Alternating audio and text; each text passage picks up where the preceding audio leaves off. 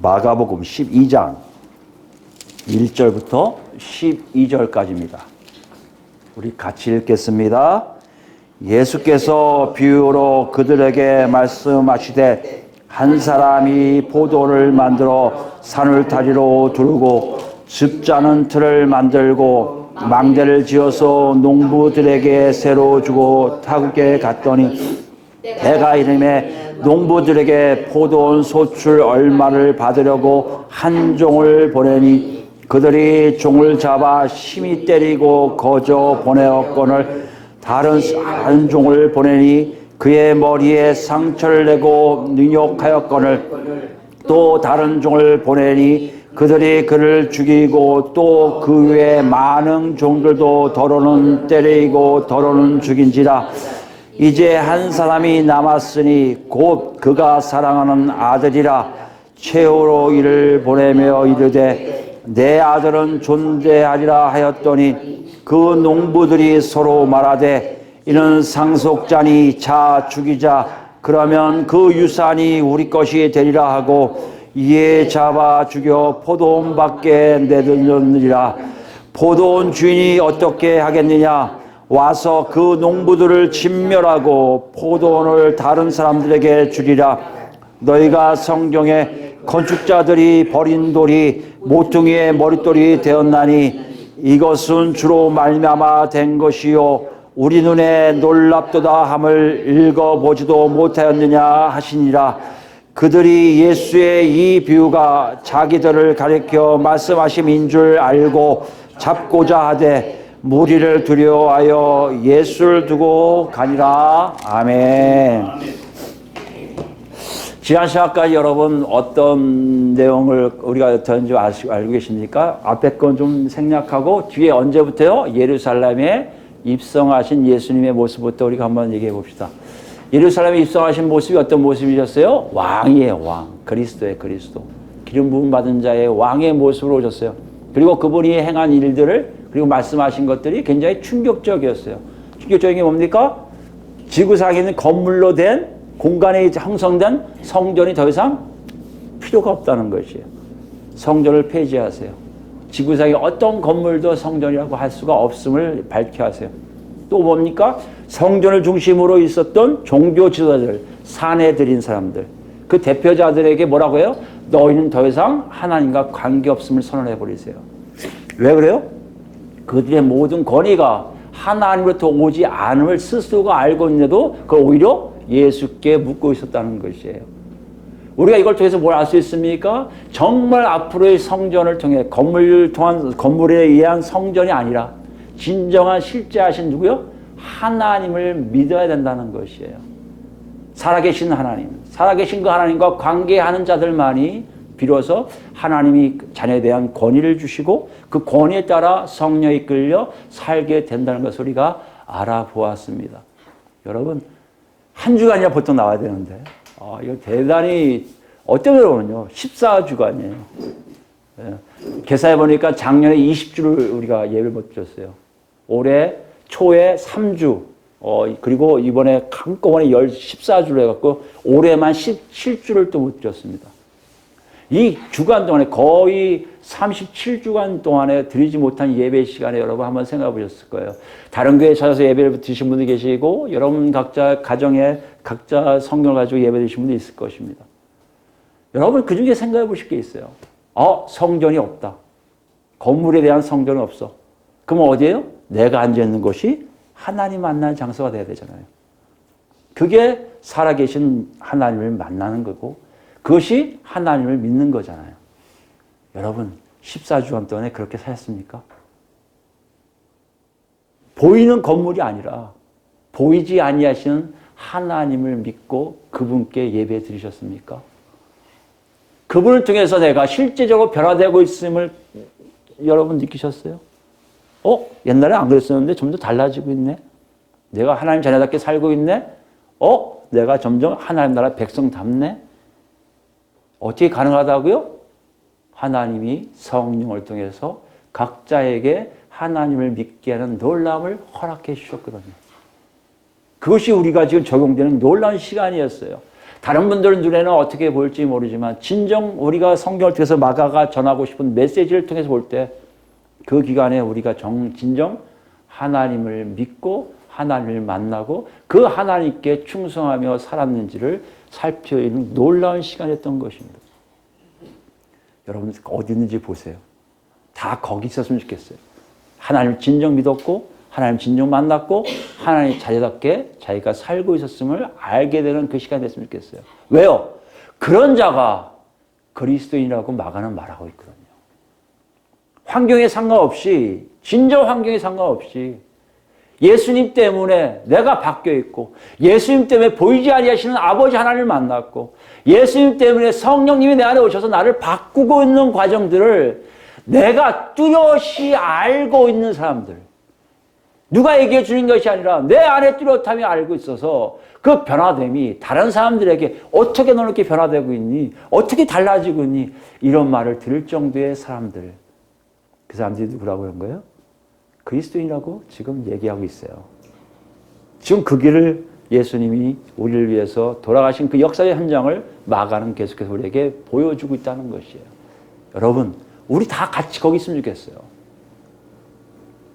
정말 대단하신 분들이 여기 나온, 여기 모임, 정말 5년 동안 끄떡도 안 하셨어요, 여러분. 5년 쪽에서 5년 되었거든요. 왜 끄떡 안 하고 계셨어요? 이게 중요하다고요? 아니, 더 중요한 게 있어요. 이 끄떡 안 함이 어디에서 끄떡 안 해야 돼요? 아버지 하나님 안에서 끄떡 안 하셔야 돼요. 여러분 모두가 여기 한 명도 빠짐없이요. 우리 예언이부터 시작해서 제일 나이 많으신 우리 어머니까지 포함해서 정말 그 안에 다 있어서 하나님 자녀다움이 나타나는 삶이 있기를 바랍니다. 그걸 지금 마가가 우리에게 계속해서 얘기하고 있고 성령님 우리에게 놓고 계세요. 오늘 계속합니다. 12장 1절 보니까요. 예수께서 비유로 그들에게 말씀하시되 그랬어요. 비유가 나오네요. 여러분 읽어보시면 알겠지만 앞부분에 사장의 비유가 있고 그 다음에 후반부에 유일한 비유예요. 비유가 뭔지 아시죠? 뭔가를 알게 아는, 이게 청중들이 아는 내용을 가지고 뭔가의 하나님의 영적인 교훈을 알려줄 수단이 비유예요. 그래서 이 비유가 나온다는 얘기는 뭡니까? 비유에 있는 내용을 자세히 알아야 되고요. 그 내용이 누구한테 직접적으로 하고 있는지 알아야 되고요. 그 직접적으로 어떤 메시지가 전달되고 있는 거 알 때 나한테 적용할 수가 있는 거예요. 오늘 그걸 얘기하니까 비유네? 그럼 여러분 준비하셔야 돼요. 비유가 어떤 내용인가 정확히 먼저 분석해야 됩니다. 먼저 알아볼까요? 어떤 내용인가요? 보시니까 1절에 한 사람이 뭘 하느냐 여러 가지 일을 해요. 포도를 만들고 포도를 만든다는 게 뭐냐면 포도나무를 심는다는 거예요. 그러니까 포도나무를 심는 사람이니까 꼭 농부 같잖아요. 그죠? 그뿐만이에요. 산 울타리로 둘러요. 산 울타리 둘러는 건 벽을 세운다는 겁니다. 뭐 하려고요? 동물로부터 포도나무를 보호하기 위해서. 적으로부터 포도나무를 보호하는 것 포함해서 울타리를 만들어요. 그 다음에 뭐요? 집자는 틀을 만들어요. 집자는 틀이라는 것은요. 그 사람들이 여러분 다큐멘터리 같은 거 보면 포도를 다 한 다음에 위에서 밟아요. 밟으면 이게 쭉 내려가서 즙이 모이면 그 즙을 자기 거기 있죠 가죽 부대 같은 데 모아서 저장을 하든지 아니면 그게 물처럼 마시게 되거든요. 그걸 하는 장치를 만드는 거예요. 그러니까 잘 보세요. 포도나무를 심고 울타리를 치고 즙자는 틀을 만든다는 게 무슨 말입니까? 이 사람이 이거를 완전히 뭔가를 운영하려고 하고 있는 진정한 농부처럼 딱 보이잖아요. 거기에 뭡니까? 망대를 지어요. 망대라는 것은 올라가서 적들, 짐승들 오는 거 확인하고 인부들 와서 쉬게 하는 장소가 망대예요. 완벽하게 포도 농사를 할 수 있게끔 만들어 놓은 사람이에요. 어떻게 보면 이 사람이 진정한 농부일 수 있어요. 이제 잘만 가꾸고 소출만 내면 되는 거예요. 근데 예수님은 이 사람을 뭐라고 했냐면 농부라고 하지 않으셨어요. 그렇게 만들어 놓고 어떻게 해요? 농부들에게 새로 주고 타국에 갔어요. 타국에 갔어요? 포도나무 밭을 만들어 놓고 이 과수를 만들어 놓고 자기는 딴 나라 가 있다는 거예요. 지금 여기에 그 사람이 같이 있지 않다는 거예요. 이게 그 당시에 뭐라고 하냐면 한국말로 하면 부재지주. 같이 그곳에 있지 않은 지주란 뜻이에요. 포도원의 원래 주인이에요, 주인. 포도원의 주인인데 그곳에 있지 않은 사람들. 그런 방식이 참 많았다고 합니다. 로마 제국 그 당시에. 그럼 그걸 어떻게 합니까? 그걸 누구한테 줘요? 보니까 농부들이라는 사람들에게 임대해 주는 거예요. 빌려주는 거예요. 실제적으로 농사 짓는 사람들은 누구예요? 농부들이에요. 그렇게 생각하면 여러분, 아, 소작농들이겠구나 하고 여러분 생각하실 거예요. 소작농이 뭐죠? 생계를 위해서 남에게 빌려서 농사 짓는 사람들을 얘기하잖아요, 소작농. 그 사람만 있는 게 아니에요, 근데. 그 당시에 보면요, 부자들, 정말 뭐 자본가 같은, 사업하는 사람 같은 농부도 있었대요. 그걸 한자로 나오던데요. 자본제적 차진농이라고 하더라고요. 자본제를 갖고 있는 진농을 땅과 농사 짓는 곳을 빌리는 사람, 이 사람이 있더라고요. 근데 이때도 있었대요. 그러니까 부자가 뭐요? 이 사람은 생계를 위한 게 아니에요. 뭘 위한 겁니까? 자기의 이익을 위해서. 이익 창출을 위해서 사업하듯이 농사 짓기 위해서 땅을 빌리는 사람들이 있었다는 거예요. 여기 농부는 두 가지 부류가 있는데, 읽어보면 아시겠지만 좀 특이하게 나와. 소작농이 이렇게까지 힘이 있을까 안 한 거 보니까 많은 학자들이 대부분 부자, 차진농 같은 사람들, 돈 벌려고 이익을 추구하기 위해서 그 사람들 빌린 사람들이라고 얘기하는 사람이 많더라고요. 그런 관계로 보니까 부재지주와, 그러니까 땅 주인, 포도원 주인과 이것을 빌린 농부들 간의 이야기를 가지고 어떤 메시지를 전달하고 있음을 우리가 알 수가 있다는 것이에요. 어떤 내용일까요? 2절 말씀 보시면요. 때가 이름에 농부들에게 포도원 소출 얼마를 받으려고 한 종을 보내니 있어요. 여기 뭐 우리에게 주는 어떤 힌트가 있는데요. 포도원 소출 얼마 받으려고 그래요. 이게 무슨 말이냐면 계약을 맺습니다. 보통 세를 줄 때요. 세를 주는데 25%에서 50%를 가져가요, 주인이. 그럼 보통 계약을 맺는데. 근데 이걸 가지러 오는, 소출하게 될 때 한 3년 내지 5년이 지난 후에 이제 됐구나 하면 그걸 가서 뭐 포도를 받아오든지 포도즙을 받아오는 게 아니라 이걸 팔 거 아니에요, 농부들이요? 팔아나온 돈 가지고 돈의 25%나 50%를 가지려고 간다는 얘기예요. 그런데 누굴 보내요? 종을 보내요. 지주가 직접 가는, 주인이 직접 가는 경우가 거의 없어요. 노마 제국에 큰 땅덩어리니까 멀기도 하지만 대부분 어떤 곳이냐면 조금 험악한 이게 상거래가 많이 있다 합니다. 역사적으로 보면. 여기 보면 종을 보내는 이유 중에 하나가, 중간인을 보내는 이유가 그만큼 여기에서 빌리는 농부들이 굉장히 억센 사람이 가끔 나타나요. 기록에 하면 다는 아니지만 소수 중에는요, 정말 이렇게 종들을 다 때려 죽여서 돈을 안 준 사람도 있어요. 자기 이익으로 다 삼으려고. 판 거 안 줘. 죽이면 멀리 있으니까 또 보내야 될 거는 또 때리고 보내면 자기 돈은 자기게 되니까 그렇게 해서 안 한 사람이 있다는 거예요. 그래서 여러분 여기 이게 이렇게 간단하게 예수님이 말씀하시지만요, 실제적으로 기록에 보면요, 뭐까지냐면 이 땅 주인이, 포도원 주인이요, 뭘 보내는 줄 아십니까?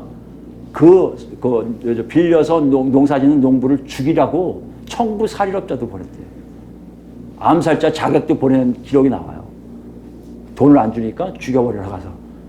이런 경우가 같이 굉장히 험악한 경우인데 실제적으로 여기 보니까 그런 일이 일어났어요. 3절부터 5절 나오죠. 종을 잡아서 때리고 거저 보내고, 종을 잡아서 머리에 상처를 주고 능욕하게 하고, 그 다음에 많은 사람을 때려 죽이고 더러는 때리고 더러는 죽이고, 이런 식으로 소작농이 아닌 그 농부들이 굉장히 잘못된 관행을 계속하고 있음을 볼 수가 있습니다. 뭐 하는 거예요, 사람요? 주인이 원하는 소출의 그 해당액을 주고 싶지가 않은 거예요. 자기 걸 다 만들고 싶은 거예요. 이게 보통 그 당시의 일이에요. 보통. 근데 예수님은 한 걸음 더 나가세요. 그게 6절입니다. 이제 또 한 사람이 나옵니다. 한 사람이 남았으니 곧 그가 사랑하는 아들이라. 아들이 있었네요. 그 아들을 보내요. 아들을 보낸다는 얘기를 가지고 많은 학자들이 좀 약간 양분되어 있는데요. 어떤 사람들은 이걸 굳이 아들을 안 보내는 건데 비유 때문에 아들을 보냈다는 얘기하는 분도 계세요. 또 일부 학자들이 한쪽에 학자들은 어떻게 얘기하냐면 아니다, 실제로 그 당시에 이런 일이 있었다는 거예요. 왜? 여기 위에는요, 종들은요, 계약 이행을 위해 보내는 사람들이라면 이 아들은요, 아버지 지주, 아버지 주인, 땅 주인, 포도원 주인을 대리해서 가요. 법적으로 조치를 취하러 가는 겁니다. 그래서 여기 보면 뭐라고 했어요? 사랑하는 아들이니 최후로 이를 보내며 마지막 카드로 보내는 거예요. 무슨 말이냐면 가서 너 돈 안 내? 돈 안 내면 너 물러나. 딴 사람 채용할 거야. 이렇게 최후 통첩하려고 보내는 것이 아들이라고 얘기하는 게 있습니다. 저는 후자가 맞을 것 같아요. 지금 요 상태로 지금 그때의 관행이 그런 일이 있었던 거예요. 정말 아들을 보내든지 정말 대리인, 법적 대리를 보내서 있었던 농부들 다 내쫓고 다른 사람들을 채용하는 계약까지 맺으려고 보낸 게 아들이라는 것이에요. 그러니까 뭡니까? 이르되 내 아들은 존대하리라 했더니 존대한다는 표현을 썼는데요. 이걸 원래 단어를 보면 이런 뜻입니다. 부끄러워서 돌이킨다는 얘기예요. 아들이 가면 이 농부들이 아이고 내가 잘못했네. 아이고 내가 그런 실수했지. 종들을 때리지 말걸. 왜요? 쫓겨날 수 있으니까. 잘못했습니다 하고 돌아서는 걸 얘기해요. 이 사람이 누군 줄 알고 차이를 두르고 얘기하는 거예요. 종한테 행했던 일들을 안 하고 정말 아들한테 왔구나. 돈 줘야지 모셔야지 이렇게 할 줄 알았다는 거예요. 그건 단순하게 존경하다는 표현보다 좀 다른 의미입니다. 그러니까 아들을 인정하고 돈을 줄 것이라고 생각했던 거예요. 누가요? 포도원 주인이. 근데요, 이 농부들은 그런 게 아니에요. 7절 보세요. 그 농부들이 서로 말하되 이는 상속자니 다 자 죽이자. 이 아들까지 죽이려 했던 거예요. 이 아들을 죽이면 어떻게 합니까? 그 유산이 우리 것이 되리라 하고. 왜 이렇게 생각하냐면요. 그 당시에 주인이 있는데 주인이 나타나지 않아요. 나타나지 않으면 거기에 그걸 빌려서 경작하던 농부들이 여기 땅 주인이 될 수가 있었어요. 법으로. 그러니까 아들을 죽여버리면 나중에 그게 자기네 땅이 될 거라고 생각하니까 죽인 거예요. 근데 어떻게 죽였어요? 8절 보니까요. 잡아 죽여 포도원밖에 내던져 버렸다는 얘기는 묻질 않았다는 거예요. 그 당시나 지금이나 마찬가지로 시신을 이렇게 훼손시키는 걸 굉장히 모욕적으로 여기잖아요. 이땐 더했습니다. 땅에 안 묻으면 잘못된 길로 갈 것이고 잘못된 걸 생각하기 때문에 굉장히 모욕적으로 느끼고 당황하고 짜증 막 화가 막 분노가 터지고 이런 거예요. 여기에 그 짓을 한 거예요. 그 아들에게 치욕적인 죽음으로 몰아간 거예요. 여기에 뭐가 있습니까? 그 땅을 차지하고자 하는 마음만 있었던 거예요. 자기들이 이익만 추구하고 싶었던 거예요. 그랬더니 9절에 보니까 포도주인이 어떻게 했어요? 가만히 있었겠습니까? 그들을 다 진멸시키고 다 보냈겠죠. 살인 청부업자도 보내고 다 보냈을 거예요. 다 죽여버리고 어떻게 해요? 다른 사람들에게 그 포도를 넘겨주는 것이 비유의 내용이에요. 여러분 비유 내용을 가만히 보면요. 일상적으로 그 당시에 있었던 일들, 아무개 지역에서 이런 일이 있었다라는 얘기를 들을 수 있는 내용이에요. 여기서 보면 알겠지만 포도원 주인이 나쁜 것보다 누가 나빠요? 포도원 주인에게 땅을 빌려서 경작하는 농부들이 좀 나빴던 거예요. 나쁜 정도가 아니라 악했죠. 악한 정도가 아니라 정말 죄를 범한 거죠. 종들을 때려 죽인 것까지 어느 정도 될 수 있었지만 누구까지요? 아들까지도 죽였다는 것. 그것도 모욕적인 죽음을 처하게 했다는 얘기는 이들이 굉장히 안 좋다는 것이에요. 그러니까 거기는 당시에 이 비유를 듣고 있던 사람들은 다 예수님의 말씀을 이해한 거예요. 그분스러울 거예요. 그러면 그 사람들이 누구야? 누구를 얘기하시려고 저렇게 얘기하시지? 농부가 누굴까요? 여기 보니까 알아요. 12절 보면 그들이 예수의 이 비유가 자기들을 가리켜 말씀하시는 줄을 알고 잡고자 하되 무리를 두려하여 예수를 두고 가니라. 그들이란 존재가 있어요. 그들이 우리 얘기하네? 우리가 누구란 얘기예요? 농부. 우리가 그렇게 나쁜 짓을 하고 있다고 얘기하고 있네? 절 죽여버려? 이러고 있다가 아이고 여기 사람들이 있어서 무섭다. 그냥 가자. 일단 나중에 우리가 보고 오자. 이렇게 갔다는 거예요. 그들이 나와요. 그들은 누굽니까 그러면? 1장을 다시 할게요. 1절로. 12장 1절 보시면 예수께서 그들에게 말씀하시되 되어 있잖아요. 근데 헬라어 성경에는 이게요. 이렇게 되어 있습니다. 헬라어 성경을 문자적으로 하면 그리고 그는 비유로 그들에게 말씀하기 시작하셨다고 되어 있어요. 그리고 그는 누구예요? 예수님이죠. 그리고 그는 예수님은 비유로 그들에게 말씀하기 시작하셨다는 거예요. 그 어디하고 연결되고 있는 접속사가 들어가네요. 그리고가. 그 어디가 연결되어 있습니까? 사실 11장 34 이게 숫자는 나중에 나온 거니까 연결되어 있을 거란 말이에요. 뭐가 연결됐을까요? 33절 말씀이죠. 33절 어떤 거예요? 예수께서 니들이 내 얘기 안 해? 그럼 나도 내가 무슨 권리로 이런 일을 하는지 너한테 이르지 않는다. 이게 어떤 의미라고 했어요? 그들을 완전히 하나님과 관계였음을 선언하실 태도예요. 그러면서 그들에게 뭘 얘기하시는 거예요? 이야기하기 시작하시는 거예요. 뭘 얘기해요? 비유를 얘기하세요. 너희가 왜 하나님과 관계 없는지를 보여주신 내용이에요. 그들이 누구예요? 사내들인을 대표한 사람들이잖아요. 여기 보니까 농부들은 누구에 대한 거예요? 사내들인 사람들이에요. 그 당시 뭐요? 성절 중심으로 종교 지도자들이에요. 권력을 갖고 있는 사람들이에요. 그들이 어떻다는 거예요? 농부와 같이 하고 있다는 것이에요. 나쁘다는 거예요. 악하다는 거예요. 아니, 아주 잔인하게 그 아들을 죽일 정도로 잔인한 사람들이라는 것이에요. 이것이 왔단 말이에요. 그러면 그 한 사람, 포도원의 주는 누구예요? 우리가 생각해도 뭐 누구겠지 했지만 그 당시 사람 생각하면요. 요 1절 말씀에 포도원을 만들어 산울타리를 두르고 집자는 틀을 만들고 망대를 세우고 요거만 봐도 아하 이분은 누구다라는 걸 알게 돼요. 누가요? 유대인들은요. 그게 어디 있으니까요. 이사야서 가볼까요? 이사야 5장 가보면 이사야서 5장입니다. 이사야서 5장 1절 말씀 보시면 1절부터 볼까요? 이게 유명한 거예요. 이게 이스라엘 백성들이 노래를 다 할 정도로 유명한 유대인들은 이걸 알아요. 왜요? 5장 내용은요. 이 사람들이 하나님의 심판을 받을 수밖에 없음을 아는 포도원의 노래라는 유명한 노래예요. 그 중에 한 내용이거든요. 1절 말씀을 나는 내가 사랑하는 자를 위하여 노래하되 내가 사랑하는 자의 포도원을 노래하리라. 내가 사랑하는 자에게 포도원이 있으며 심히 기름진 산이로다. 땅을 파서 돌을 제하고 극산품 포도나무를 심었도다. 아까 얘기했죠. 포도원을 만들고요. 그 중에 망대에 세웠죠. 그 안에 숨투를 팠죠. 좋은 포도 맺기를 바랐더니 들포도를 맺었도다. 이게 누구예요? 하나님이 이스라엘 백성들을 얘기하시는 거예요. 요 내용은 포도주틀을 만들고 망대 세우고 포도나무를 심은 분들이 누구예요? 바로 하나님이심을 알게 하시는 거예요. 그러니까 예수님의 비유에서 나온 두 사람이 다 나왔네요. 한 사람 누구라고요? 하나님이세요. 농부들은 누구라고요? 바로 사내들인을 중심으로 한 종교 지도자들이에요. 그 당시에 권력을 행사하던 사람들이에요. 성전을 중심으로 권력을 행사하고 마치 자기가 하나님 뜻을 다 아는 양 사람들에게 그건 하나님 뜻이 아니야, 이건 하나님 뜻이야 얘기해 주는 사람들을 얘기하고 있었던 거예요. 그러니까 비유를 생각해 보면 하나님 눈에 그들은 굉장히 악한 존재가 아니라 악한 존재뿐만 아니라 정말 적대시하고 정말 암살범들 보내서 다 죽일 사람들이라는 것이에요. 그런데 너희들 입에서 무슨 권위로 이런 일을 하냐고 나한테 물어봐? 즉 예수님은 그렇게 반문하고 계신 거예요. 여러분 한번 생각해 보세요. 우리 눈에 볼 때 정말 지도자예요. 정말 종교 지도자예요. 정말 하나님만 섬기는 사람 같아요. 근데 하나님 보시기에 그 사람은 그렇지가 않은 거예요. 아니 그 정도가 아니라 관계없은 정도가 아니라 완전히 원수 같은 존재인 거라고 얘기하신다면 여러분은 어디다가 가표를 던지실 거예요? 우리 눈이 보이는 것과 하나님 눈에 보이는 차이를 여러분 분명하게 지금 예수님이 말씀하고 계시다는 것이에요.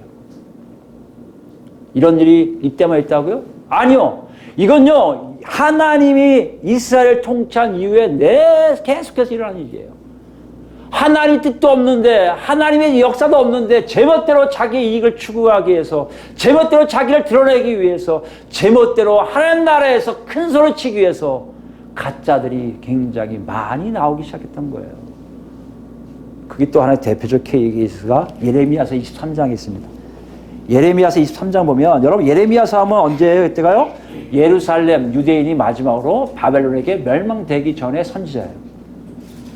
그러니까 예레미야 선지자의 외침은 그 당시 사람들에게는 그렇게 쉽게 들리지 않았어요. 지금 마치 예수님이 사내들인 사람들은 다 죽을 놈들이야 라고 얘기하시는 그 내용하고 같은 내용이에요.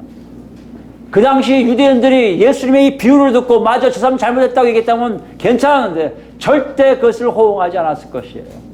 예레미야서도 마찬가지예요. 예레미야 선지자가 아무리 얘기해도 사람들은 이 사람 말을 듣지 않아요. 여기 볼까요? 23장 16절 말씀 보시면요. 예레미야 선지자가 예루살렘 사람들에게 이렇게 얘기해요. 만군의 여호와께서 이와 같이 말씀하시되 너에게 예언한 선지자들의 말을 듣지 말라. 그들은 너에게 헛된 것을 가르치나니 그들이 말한 묵시는 자기 마음으로 말미암은 것이요 여호와의 입에서 나온 것이 아니니라. 선지자들인데요. 얘기 나오는 얘기가 맞는 것 같은데요. 하나님 그러세요. 그 사람 내가 보낸 사람은 아니야. 자기 멋대로 얘기하는 사람이야. 누구 말을 듣겠습니까? 자기 앞에서 항상 옳은 말을 얘기해둔 옛날 선지자, 자기 선지자를 듣겠어요?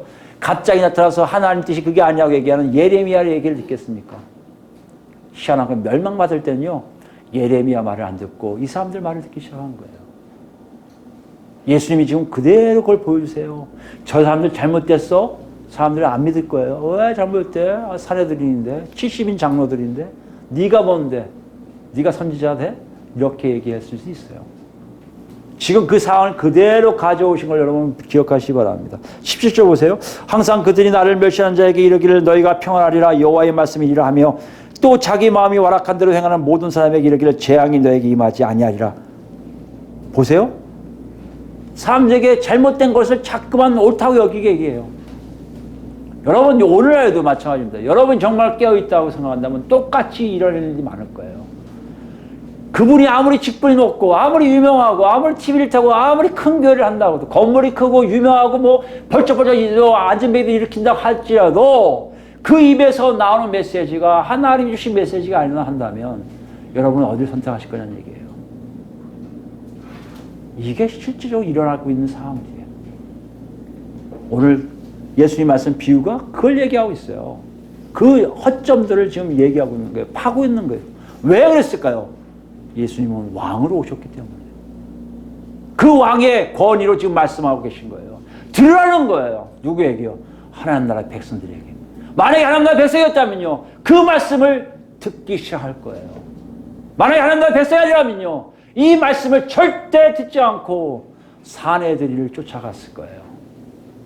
근데 그 당시 예루살렘 사람들은 다 사내들이를 쫓아가서 나중에 예수님을, 하나님의 아들을 죽이는데 다 가표를 던진 거 아니에요. 이게 과거에 예레미야 선지자에게 그대로 있었던 거예요. 18절 보시면 누가 여호와의 회의에 참여하여 그 말을 알아들었으며 누가 귀를 기울여 그 말을 들었느냐. 이게 무슨 말씀인지 이해하시겠습니까? 여러분 조심하셔야 돼요. 하나님이 여러분에게 말씀하지 않은 걸 이건 하나님 뜻이야라고 얘기하지 마세요. 여러분에게 은사가 있습니까? 은사가 있어도 하나님이 오케이 할 때만 말씀하세요. 은사가 없으면 말씀하지 마세요. 아무리 알아도요, 내 생각에 그럴 거라고 생각하고 하나님 이거 하나님 뜻이야, 그런 거짓말 하지 마세요. 하나님 그런 거 선하다고 하지 않으세요. 옳다고 하지 않으세요. 분명히 아셔야 돼요. 들으셨습니까? 보셨습니까? 그렇다면 말씀하세요. 하나님이 분명히 보여주시고 듣게 하시는 이유는 말하게 하시고 펼치라고 하시는 거니까. 그게 없다면 여러분 침묵하세요. 여러분이 옳은 건 아닐 수 있어요. 아, 저 사람은 믿음이 있어? 누가 얘기했어요? 하나님 알려주셨어요? 그런 말 하지 마세요. 저 사람은 분명히 천국, 저 사람 천국 안 가면 누가 천국하겠어? 그런 말 하지 마세요. 그거 예수님이 말씀하셨습니까? 하나님의 은사를 통해서 정확하게 알려주시지 않는 한 그런 얘기 하지 마세요. 저놈은 분명히 지옥 갈 거야? 그런 얘기도 하지 마세요. 뭘 얘기하고 있습니까? 성전이 폐지된 이후에 하나님을 실제 하신 하나님 만날 때는요, 그런 일들이 다 현실이 되고 있다는 것이에요. 한국교회를 보시면 되게 많은 실수들을 많이 하세요. 특히 목사님들 강단성에서 아무렇지 않게 얘기하세요. 믿음 좋은 우리 아무개 집사님, 믿음 좋은 우리 권사님이, 믿음 좋은 우리 장로님이. 거짓말이에요, 거짓말. 하나님 그렇게 얘기하셨습니까? 아니에요. 여러분, 하나님에 관련된 얘기를 망령되게 하지 마세요. 그게 거짓 선지자들의 특징들이에요. 내가 선지자입니까? 아니에요. 내가 예언자입니까? 아니에요. 내가 가르친 자입니까? 아니에요. 하지 마세요. 지금 그 얘기 하시는 거예요. 19절에 보라 여호와의 노여움이 일어나 폭풍과 회오리 바람처럼 악인의 머리를 칠 것이라. 보세요. 여호와의 노여움이 일어난다는 거 아니에요. 하나님이 직접 통치하고 직접 심판할 때가 있다는 거 아니에요.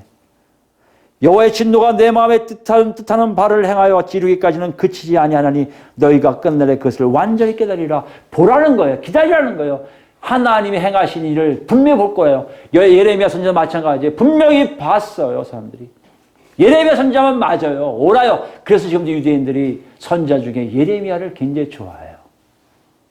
아무도 얘기 안 할 때 예레미야는 오직 하나님의 말씀을 증거했다고 해서 좋아한다고. 나중에 나와요. 이때는 예레미야는 나쁜 놈이었어요. 매국노였어요. 배신자였어요. 잘 들으셔야 됩니다. 우리 눈으로 보는 것이 다 옳은 것이 아니에요. 하나님의 역사가 있는지 없는지를 분명히 알 수 있는 우리가 돼야 돼요. 21절입니다. 이 선지자들은 내가 보내지 아니하였어도 다름질하며 내가 그들에게 이르지 아니하였어도 예언하였은즉 그들이 만일 나의 회의에 참여하였더라면 내 백성에게 내 말을 들려서 그들을 악한 길과 악한 행에서 돌이키게 하였으리라.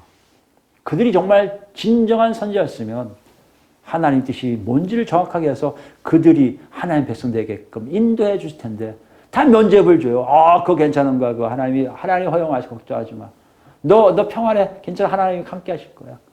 돌이킬 사람들에게 오히려 건다면 그 사람들은 더 악한 길로 갈 것이고 하나님 뜻은 그 사람을 통해서 절대 일어나지 않는다는 것이에요.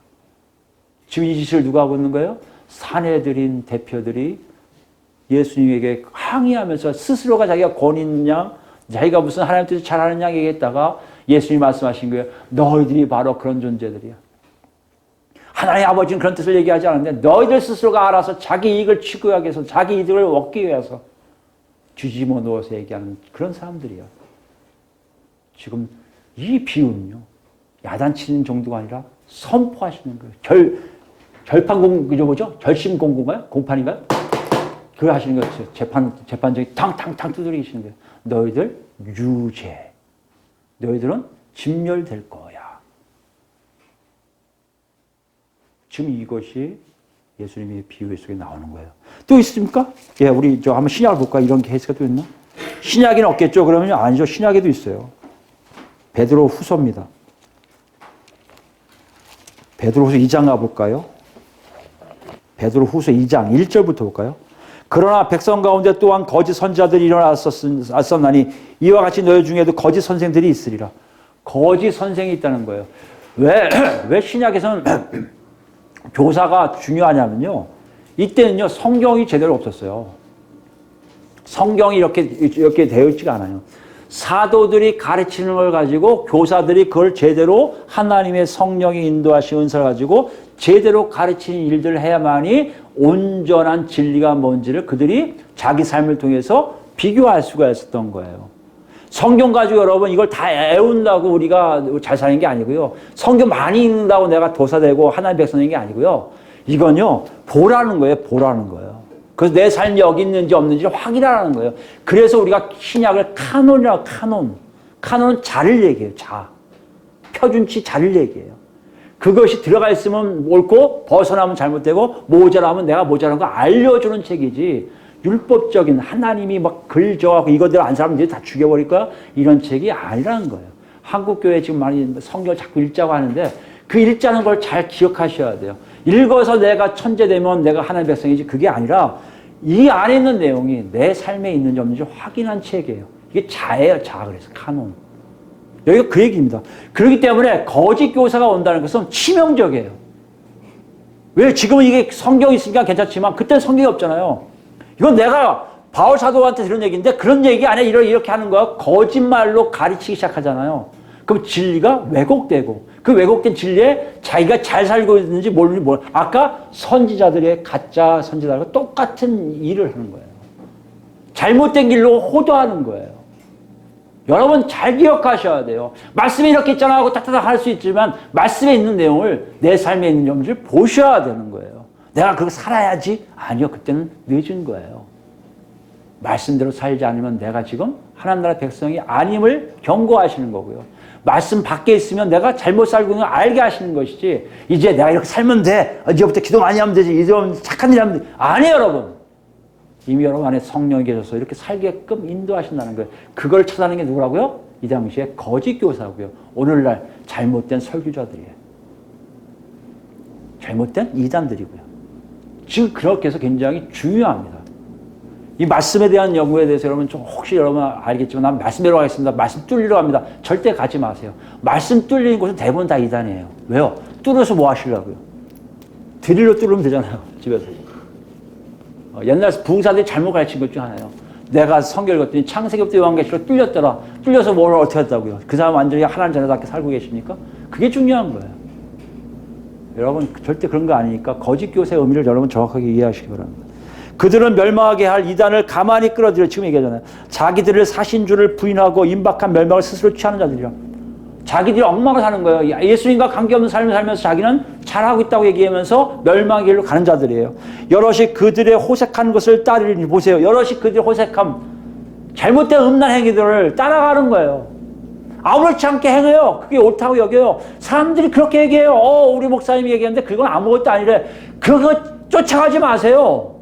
성경에 그렇게 얘기하지 않잖아요. 우리는 그게 너무 쉬워요.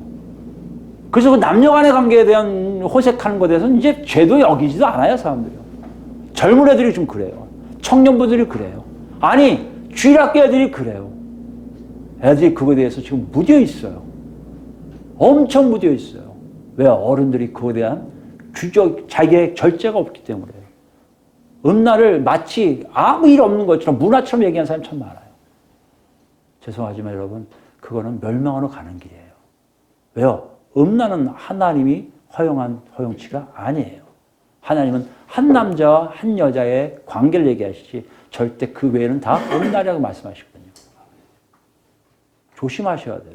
지금 그걸 얘기하는 거예요. 호색하는 것을 따르니 이로 말미암아 진리의 도가 비방을 받을 것이요. 그들이 탐심으로 지어낸 말을 가지고 너희로 이득을 삼을 것. 보세요. 탐심하는 마음으로 사람들에게 뜯어먹는 거예요. 사람들은. 너희로 이렇게 이렇게 해서 자꾸만 뭔가를 강조해서 그들에게 이득을 취하려고 하는 일들이 거짓 교사들. 이 당시 1세기 때 이미 있었던 거 아니에요. 근데 희한하게 이런 것들이 지금도 많이 있음을 우리가 보게 돼요. 그들의 심판은 옛적부터 지체하지 아니하며 그들의 멸망은 잠들지 아니하느니라. 여기 보시면 알겠지만 지금 예수님이 사내들인 대표들에게 얘기하신 그 심판의 명령 말씀은 그 비유는 실제적으로 구약서부터 신약까지 지금까지 하나님을 알고 있다는 하나님 뜻을 너무나 잘 알고 있다는 사람들 중에 너무나 많이 있다는 것이에요. 그러면서 우리에게 녹화하고 계세요. 너희는 그것을 볼 수 있니? 내가 따르는 지도자가, 내가 배우는 교사가, 내가 의지하고 그 말씀을 따라 사는 그분이 정말 하나님이 보내신지 아닌지를 여러분 구별할 수 있냐는 것이에요. 구별할 수 있는 자가 누가? 하나님을 믿는 자예요. 왜요? 하나님이 알려주시거든요. 성령이 알려주시거든요. 가지 말라는데 가지 않게 하시잖아요. 잘못된 길을 빠지게 하시잖아요. 여러분 중에 이단의 집회에 한두 번 가신 분 꼭 있을 거예요. 안 가보신 분 없을 거예요. 옛날에 누구죠? 그 신앙촌 그쪽도 있었지만 누구요? 통일교도 있었고요. 또 뭐가 있습니까? 요새는요? 뭐죠? 박옥수. 그런 집회들. 옛날에는 뭐죠? 종말론, 시한부 종말론. 굉장히 많잖아요. 그런데 여러분이 무사할 수 있었던 건 뭡니까? 여러분 안에 있는 성령님의 역사지. 여러분이 똑똑해서인 거 아니에요. 그런 일들을 지금 예수님이 비유를 통해서 알게 하시는 거예요. 자, 알았지. 이게 보여져야 너희가 제대로 된 것이고 그들에 대한 것을 깨달으라고 회개를 촉구하는 일로 부르신 거예요. 근데 그들은 어떻게 해요? 오히려 예수님을 죽이는 자리에 가고 있다는 것이에요.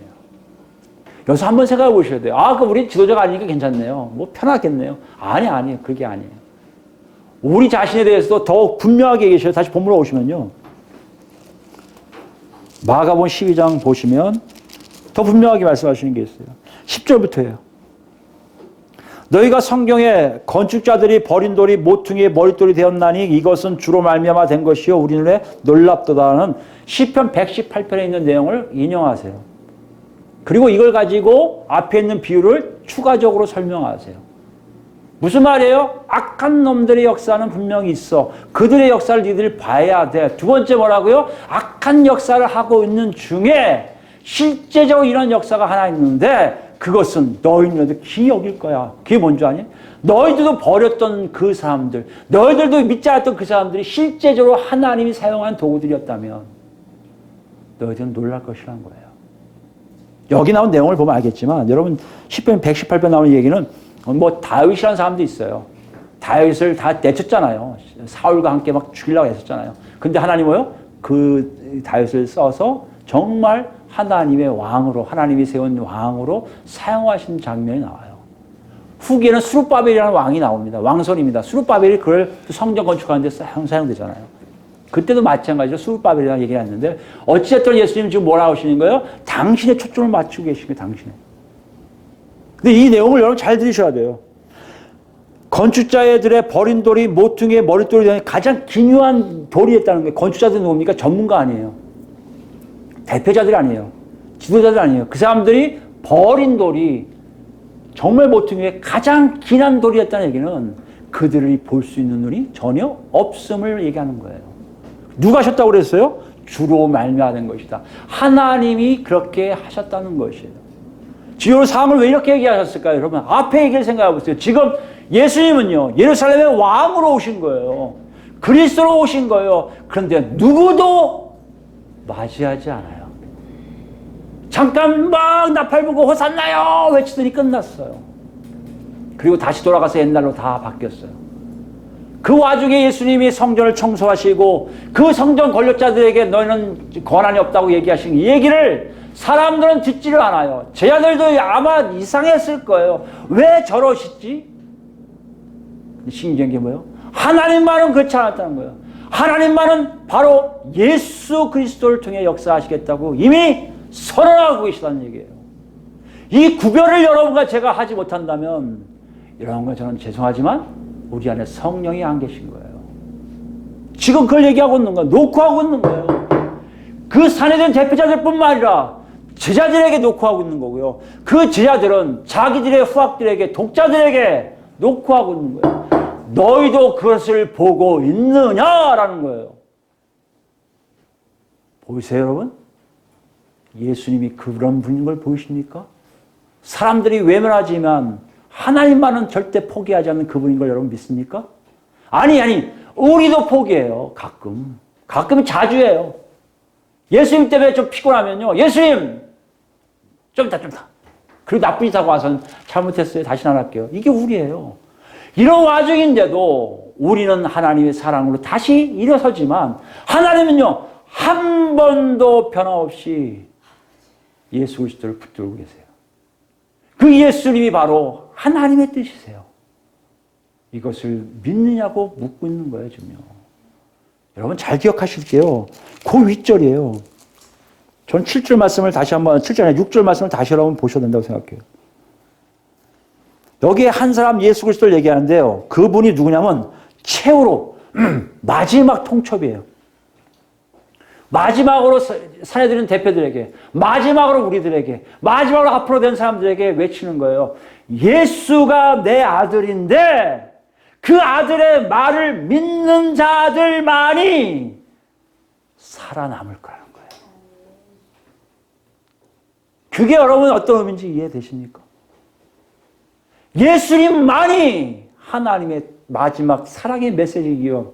저는 마지막 사랑의 메시지를 더한 거예요. 최후 통첩이에요. 그 예수를 놓치면 여러분 다음에 기회 없어요. 그래서 히브리서 나오잖아요. 다시는 회개할 제사가 주어지지 않는다고요.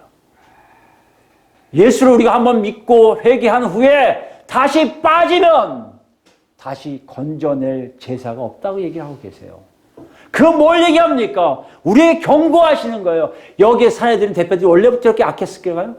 원래부터 이렇게 더러웠을까요? 아니요. 한 번, 두 번 얘기했을 거예요. 한 번 삼키고 말지 뭐. 한 번 모른 척 하지 뭐. 한 번 위로해주지 뭐. 나한테 좀 돈도 주는데. 한 번 그다음에 기도 한번 해주지 뭐. 한 번 했을 거예요. 그러다 보니까 어떻게 해요? 완전히 하나님 뜻하고 멀어지고 있다는 것이에요. 멀어진 정도가 아니라요. 이들에게 예수님이 하나님의 아들인 것을 알았을까요? 몰랐을까요? 여기 보면요. 하나님의 아들은 아닐지언정 비슷한 대단한 사람인 걸 알았던 거예요. 그래서 경계해야죠. 하나님이 보내셨나? 조심해야죠. 근데 이 사람들은요. 그 사람을 죽여버려요. 정말 죽이잖아요. 십자가에 못 박아 죽이잖아요. 오늘 비유에서 우리 가장 중요한 거 있습니다, 여러분. 우리는 그럼 어떻게 생각하냐고 보세요. 우리는 예수님의 십자가 사건이 이미 과거 사건이에요.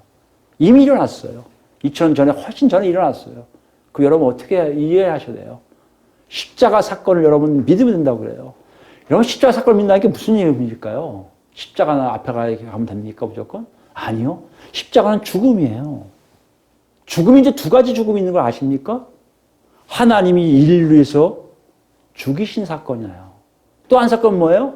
정말 꼴보기 싫어서 그 아들만 죽이면 내가 자유할 것 같아서 그 예수를 죽인 사람들의 죽임이 있어요. 여러분과 제가 십자가 앞에 와서요. 어떤 죽음을 여러분 믿는지 보세요.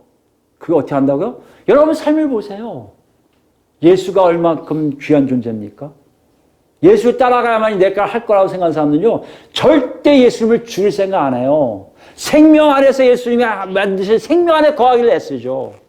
근데요. 예수가 귀찮아지기 시작한 적이 있어요. 이 땅에 살 때 편하게 살고 싶어서. 악하게 살고 싶어서. 남들 괴롭히며 살고 싶어서. 내 뜻대로 살고 싶어서. 좁은 길이 아니라 넓은 길로 가고 싶어서. 내가 행하는 모든 것들을 자유롭게 하고 싶어서. 그래서 뭐요? 예수를 죽이고 싶은 사람도 있을 거예요. 누가요? 예수 믿는다고 고백하는 사람들 중에도요. 여러분 교회 와서 다 예배드린다고 다 하나님 자녀라고 착각하지 마세요. 십자가 사건 앞에 여러분 어떤 마음을 갖고 있나 보세요. 하나님의 우리를 위해서 희생하게 하신 그 죽음 안에 내가 들어가서 내 자신을 부인하고 세상과 결별하고 오직 예수님만 쫓아가는 삶을 살고 계십니까? 아니면 세상이 너무 좋은데 자꾸만 살다 보니 적당히 하나 걸쳐갖고 종교적으로 잘만 하면 복도 없겠지. 저기 가면 뭐 잘 된다 하더라. 저기 가면 출세한다 하더라. 그래 가다 보니까 자꾸 이러는 거예요. 뭐 하라.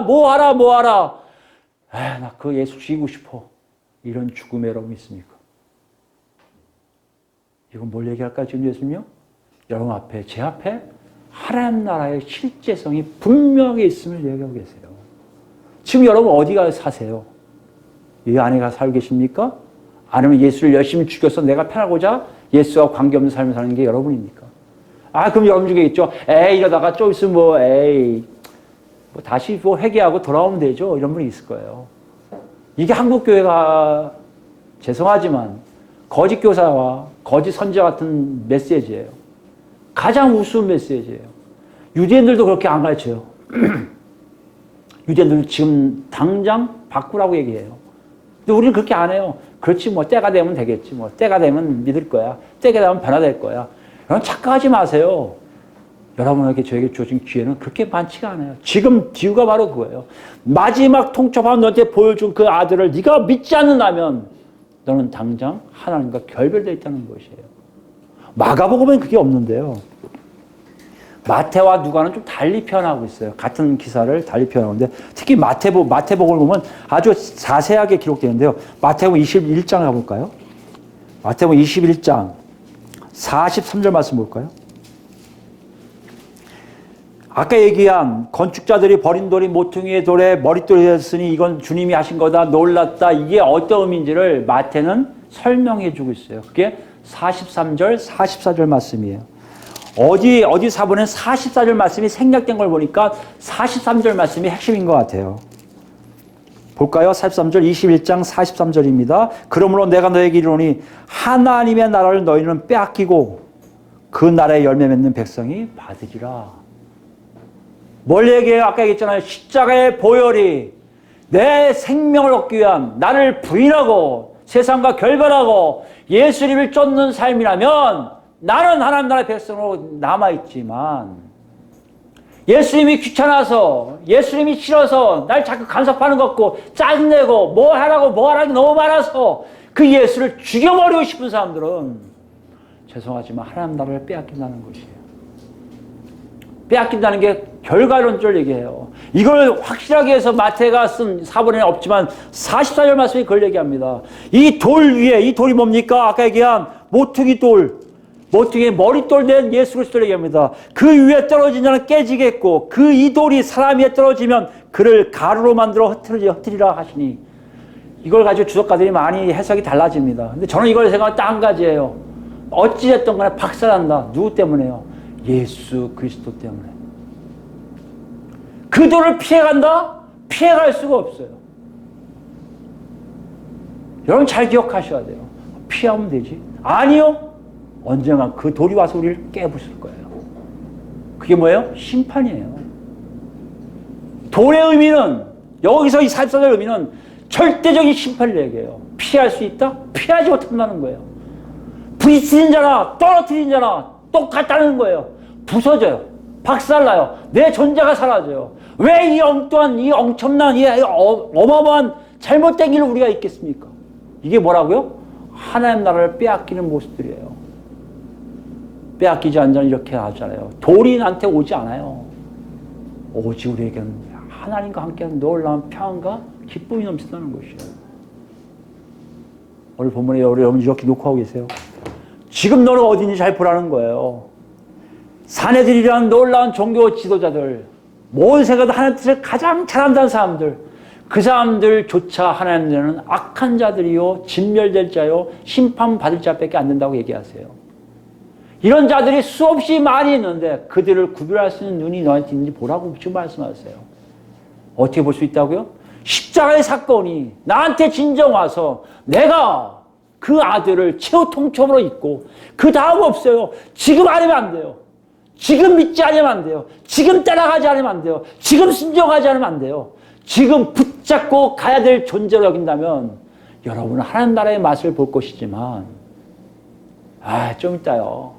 지금 귀찮으니까 내일 좀 바쁘니까 그러고 예수를 죽이고 있다면 여러분 지금 아마 돌이 여러분을 떨어질 준비가 떨어지고 있을 거예요. 아니면 여러분이 그 위로 떨어지고 있든지. 뭐예요? 하나님 나라 맛을 전혀 보지 못할 거예요. 그때 어떤 일 합니까, 여러분? 나중에 내가 구원받으면 눈 뜨면 내가 예수님이 날 기다려 받으시겠지 착각하게 만드는 사람들 소리에 귀를 기울이실 거예요. 내가 정말 이 땅에 살아도 나 예수 믿었으니까 나 구원받을 거야. 그런 달콤한 유혹에 빠져 나도 모르게 엉망을 살면서 나는 구원받았다고 착각하고 살고 있을 거란 얘기예요. 여러분 놓고 하세요. 예수님이 이 비유를 드시면서 그 대중들에게 아니 우리에게 놓고 하세요. 너는 지금 어디 있냐는 거예요. 내가 그래서 왔는데 하나님 아들 나 예수가 여기 왔는데 그 예수에게 납작 엎드리고 있니? 칼로 죽이고 있니? 물어보고 계세요. 지금 뭐하고 계세요? 그 예수님을 껴안고 계십니까? 사랑하고 계십니까? 경배하고 계십니까? 달리하고 계십니까? 아니면 그 예수를 외면하고 계십니까? 도망가고 계십니까? 예수님 말씀을 잘 들으세요. 반드시 심판은 와요. 그 심판을 면하는 자들은 누구라고요? 지금 예수님을 쫓아가는 사람들이에요. 마지막으로 유다서를 볼까요? 17절입니다. 유다서 끝부분이에요. 398페이지 요한계시록 바로 앞에 있습니다. 유다서 17절부터입니다. 사랑하는 자들아 너희는 우리 주 예수 그리스도의 사도들이 미리 한 말을 기억하라. 17절입니다. 미리 한 말을 기억하라. 그들이 너에게 말하기를 마지막 때에 자기의 경건하지 않은 정욕대로 행하며 조롱한 자들이 있으리라 하였나니. 누굴 얘기하는 거예요? 교회 내라는 얘기예요. 공동체 안에 있는 사람들이에요. 어떤 사람들이라고요? 경건하지 않은 정욕대로 행하며 조롱하는 자들이 있을 거예요. 나 이렇게 살아도 끄떡하네. 다 구원받아. 이런 사람들이에요. 그 사람들은 누구라고요? 19절 보세요. 이 사람들은 분열을 일으킨 자예요. 교회에서 제대로 된 삶을 살지 못하게 하고요. 육에 속한 자예요. 육은요. 멸망받을 대상이에요. 절대 살아날 수 없대요. 그래서 우리 육이 없어져요. 없어지고 새로운 부활체를 덧입어야 온전히 영생할 수 있는 거예요. 육에 속한 자는 그걸 얘기합니다. 멸망받을 존재라는 거예요. 그 다음에 뭐요? 그 대표가 뭐라고요? 성령이 없어요. 성령이 없다는 게 뭡니까? 하나님과의 관계가 뭔지를 제대로 알지 못하고 있다는 것이에요. 20절입니다. 사랑하는 자들아 너희는 너희의 지극히 거룩한 믿음이 뭔지 아세요? 치열한 거예요. 최후 통첩을 온전히 붙들고 있는 사람들 얘기예요. 저 예수가 나를 위해 오셨구나. 맞습니다. 그분만 붙들고 있을래요. 어디에 가시든 따라가겠습니다. 딱잡죠. 그 발붙들만 잡고 있는 사람들이에요. 여러분 믿음이요 치열한 거예요. 믿음이 그냥 거져요. 그냥 믿어. 이게 아니에요. 여러분 다 후딱 벗고 완전히 긴장 상태에 쫓아가는 게 믿음이에요. 자신을 세우며 성령으로 기도하며 성령으로 기도하면 또 얘기할까요? 하나님의 살아계신 그 존재가 내 안에서 역사하여 나도 모르게 하나님의 뜻을 구하고 나도 모르게 하나님 자들께 산 걸 얘기하지 내 걸 구하는 걸 얘기하는 거 아니에요. 여러분 그래서 주님이 가르치는 기도 마태복음 5장에 나오는 걸 잘 읽어보세요. 하나님의 거룩하심이 나도 있어야 되는 거예요. 하나님 나라의 세우심을 내가 눈으로 보는 게 아니라 그 안에서 체험해야 돼요. 그 안에서 하나님 뜻이 하늘에서 이루어진 것 같이 땅에서도 이루어짐을 느끼게 된다니까요. 그뿐만 아니에요. 그런 자의 특징이 뭔지 아십니까? 이런 양식을 믿어요. 이런 양식에 대해서 뒤에서 한번 더 하고 싶은데요. 정말 이런 양식은 여러분 염려를 다 없애요. 주셔도 하나님이 주신 거고요. 안 주셔도 하나님이 안 주신 거예요. 왜 안 주신지 뜻을 하나님이 알려주세요. 이런 양식은요. 정말 내가 이 땅에서 살아가는 가장 기본적인 것이에요. 기본은 하나님 반드시 채워주는 그 역사를 아는 사람들만이 하나님 나라 백성이에요. 그리고 그 사람들 누구예요? 다른 사람들 용서하기 시작해요. 내 자신을 위한 게 아니라 다른 사람들을 배려하기 시작한다는 것이에요. 그런 자들에게 어떻게 한다고요? 악에서 구하시고요. 우리를 시험에 들지 않게 보호하세요. 누가요? 하나님 아버지가요. 왜요? 우리가 하나님 나라 백성이기 때문에. 그래서 고백합니다. 나라와 권세와 영광이 아버지께 영원히 있사옵나이다. 여러분, 이 놀라운 고백이 바로 성령의 한 기도에 예수님 우리에게 가르쳐주신 기도예요. 한번 생각해 보세요. 내가 지금 그렇게 살고 있는지, 내가 그렇게 하고 있는지. 그렇다면 여러분 분명히 예수 그리스도의 죽으심에 의한 생명 안에 거할 것이고요. 그렇지 않다면요, 아마 지금 예수님을 죽이고 있든지 멀리 하든지 막 팽이칠 거에 가라고. 난 넓은 길에서 혼자 살고 싶다고. 21절 말씀 여기 나옵니다. 하나님의 사랑 안에서 자신을 지키며 영생에 이르도록 우리 주 예수 그리스도의 긍휼을 기다리라. 아멘. 예수 그리스도의 긍휼이 뭡니까? 이제 오실 거예요. 우리 진짜 건지시려고. 그걸 기다리는 사람들이에요. 이 땅에서 소망이 전혀 내 생각에도 전혀 없어요. 왜요? 이런 양심에 있을 땅이에요. 왜요? 영원히 내가 거할 곳이 아니거든. 영원히 거할 곳은 하나님 아버지가 계신 그곳이란 말이에요. 이제 우린 그 안에서 맛을 보기 시작하는 거예요. 그 맛이 뭐라고요? 예수를 찾는 게 아니라 예수 안에 쏙 들어와서 생명의 맛을 보는 것이고요. 예수님이 바로 최후의 통첩인 걸 알고 예수만이 나의 길이야 하고 꽉 붙들고 있는 삶이고요. 그때 성령이 나 안에 와서 기도시킨 사람이라는 것이에요. 이 놀라움이 여러분에 있습니까? 찬양하십시오. 감사하십시오. 없습니까? 지금부터 여러분 곰곰이 생각할 게 아니라 몸을 쳐서라도 무릎 꿇고 납작 엎드려 살려달라고 애원하세요. 이것이 여러분과 제가 마지막에 진정 살아나는 길입니다. 오늘 이것을 들으시고 여러분 모두 귀가 다 열려서 하나님 그렇게 하겠습니다 고백할 때 하나님의 역사가 있기를 예수 그리스도로 축원드립니다.